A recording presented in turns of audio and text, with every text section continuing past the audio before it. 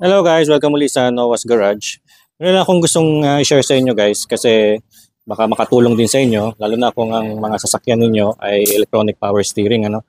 May problema kasi itong Mitsubishi Expander na napansin ko lately. Paliwanag ko lang sa inyo no. Ito. Kapag nagda-drive ako, stiff siya. So naliliko pa naman pero pagka liliko ka ng kanan kaliwa, matigas siya tapos bigla na lang maliliko mo. So may ano siya, stiff siya.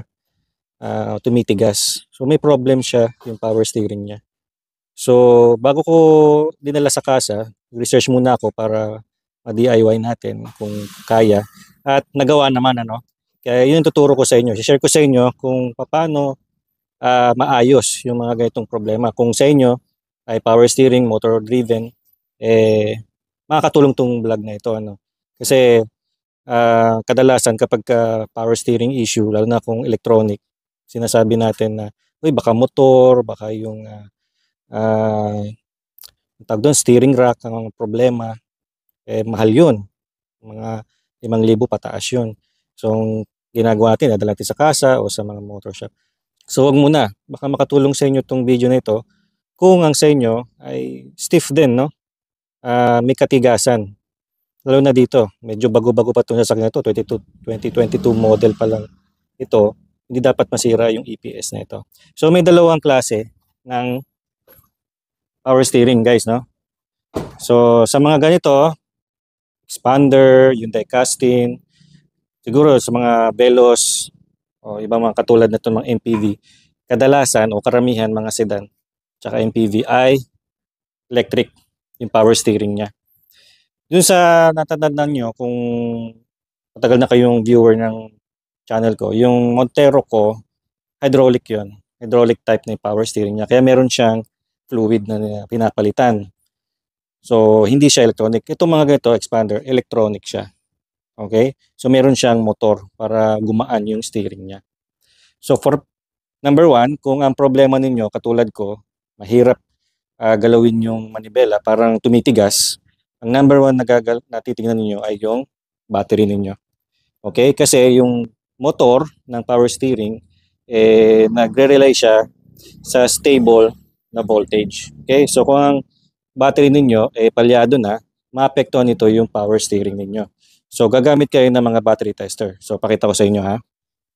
Okay, so gagamit kayo ng mga ganito na battery tester, no? So ito yung pinakasimple, pinakamura na battery tester na mabibili ninyo. So ilalagay ko yung link na ito sa ating description para makabili rin kayo ano.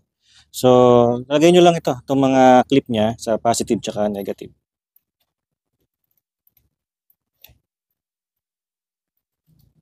Yan, so makita ninyo, kita nyo ba? Yan, full siya, 12.6 volts, no? Kapag nakapatay yung makina, dapat ang reading niyan 12.5 pataas. Okay, pag nakapatay yung makina, i-turn on natin yung engine.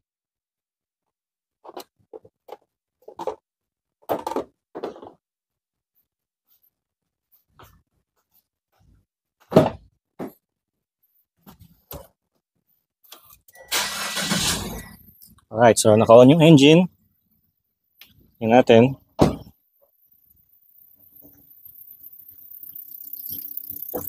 Yan, so 13.9. Okay, so kapag naka-on yung engine, dapat ang reading niyan 13.5 hanggang 14.5 volts. Okay, so ibig sabihin niyan, okay pa yung battery. So talagang okay pa yan kasi kapapalit ko lang October ako nagpalit, so maroon pa yan. Talagang okay pa yung battery. Okay, so patayin muna natin bago tayo mag-continue. Alright, so naka-off na yung engine natin. So ganun lang, yung isang unang-unang checkin ninyo ay yung battery kung okay pa. Ngayon, kung wala kayong battery tester, may mga clue naman, no?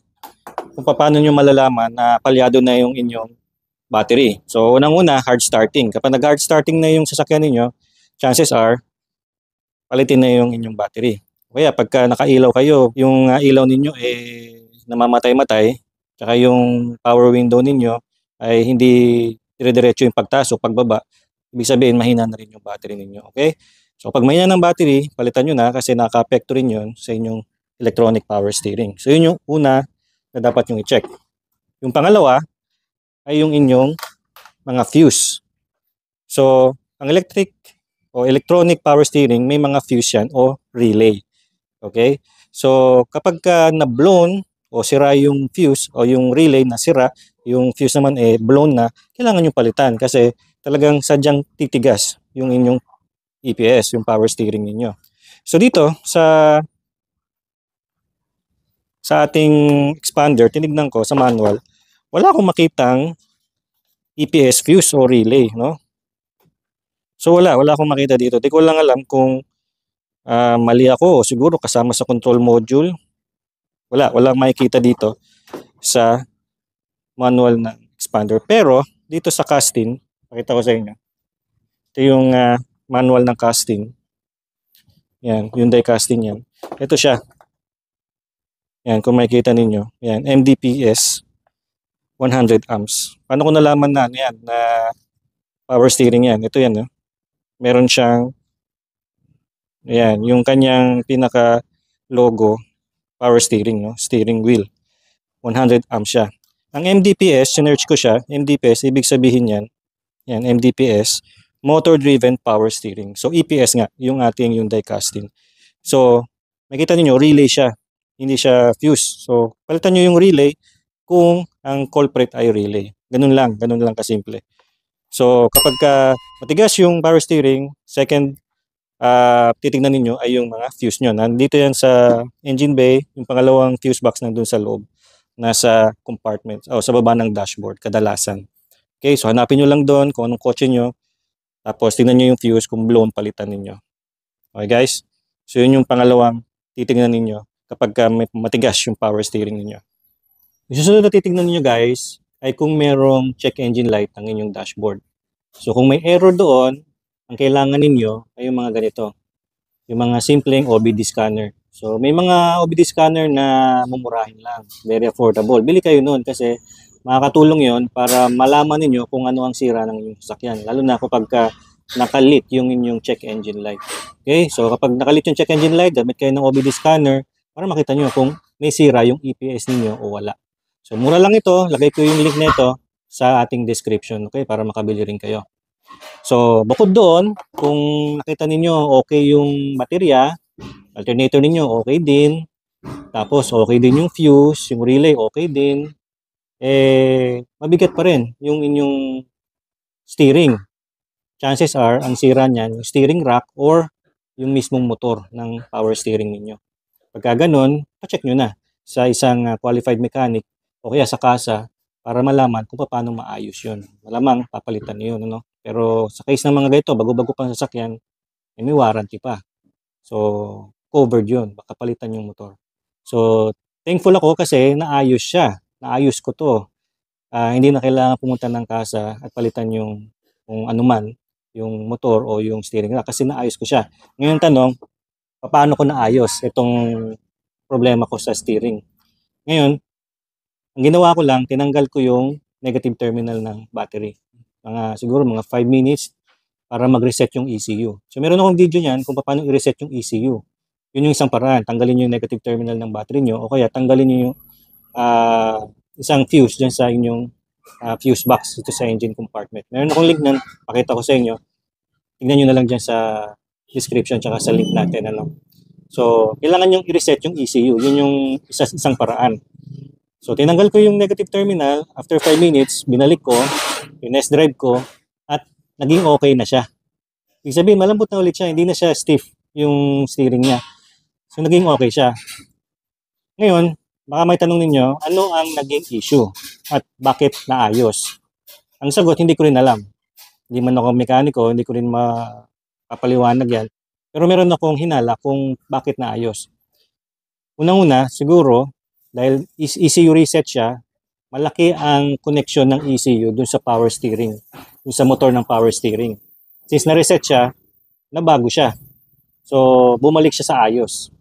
Pangalawa, siguro may kinalaman din dun sa tinatawag na steering angle sensor. Kadalasan, yung steering angle sensor, kapag tinatanggal nyo yung battery o napalit kayo ng battery, nare-reset yung steering angle sensor. Pero, sa most cars, kapag nagre-reset ng steering angle sensor, kailangan ng scanner, OBD scanner, na medyo high-end. Pero sa case na ito, hindi ko naman sinasabi na na-reset yung steering angle sensor, pero sa tingin ko may kinalaman doon. Malamang may naapektuhan din yung steering angle sensor. Nung nagtanggal ako ng terminal ng battery, na-reset yung ECU, na-reset din siguro yung steering angle sensor. I don't know, pero parang ganun kasi naayos siya. Okay guys? So yun lang. Yun lang yung ginawa ko, naayos yung steering ng Mitsubishi Expander natin. Kung sa inyo, ganun din, medyo stiff.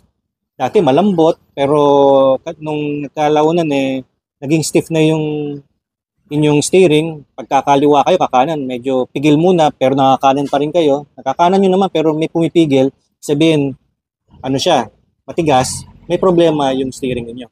At gawin nyo lang yung ginawa ko. Tanggalin nyo muna yung steering, yung negative terminal ng battery niyo at baka ma-reset siya. Baka maging okay na siya. Okay? So, kung hindi na kuha doon, tingnan nyo kung yung battery nyo okay pa or kung yung fuse o relay nyo okay pa. Okay guys, so yun lang ang ating video sa ngayon. Sana natuto kayo, sana nagustuhan yung video na ito. Pakisuyo na mag-like kayo sa Noah's Garage at mag-subscribe. Sa ulitin,